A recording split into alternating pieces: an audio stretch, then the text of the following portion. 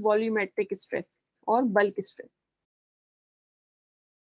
When a normal stress change volume of a body, then it is called volume stress. जैसे अभी ऊपर हम लोग ने देखा कि लॉन्गिट्यूडनल स्ट्रेस में एक ही कोई डायरेक्शन में चेंज इन लेंथ हो रहा है, बाकी अगर 3D बॉडी है तो जैसे एक्स डायरेक्शन में तो उसमें इलोंगेशन हो रहा है, लेकिन वाई और जेड में कुछ नहीं हो रहा है, वो एज इट इज है, तो उसे हम कहेंगे लॉन्गिट्यूडनल स्ट्रेस, क्योंकि वो एक्स डायरेक्शन में फोर्स जो है वो वर्क कर रही है। लेकिन यहाँ पर वॉल्यूमेट्रिक स्ट्रेस और बल्क स्ट्रेस में क्या है कि जब चेंज इन वॉल्यूम होता है किसी बॉडी का, then under the normal stress,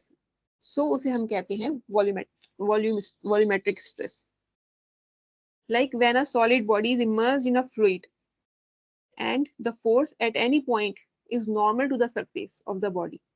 and magnitude of the force on any small area is proportional to the area,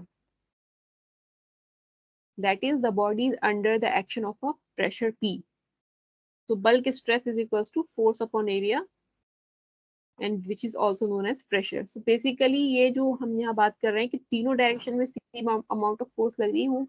पानी के अंदर जो है या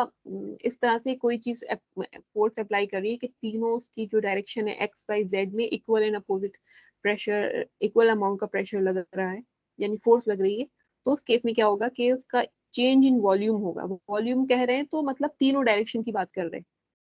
इक्वल होगा उसमें, change in volume will be equal to all the sides.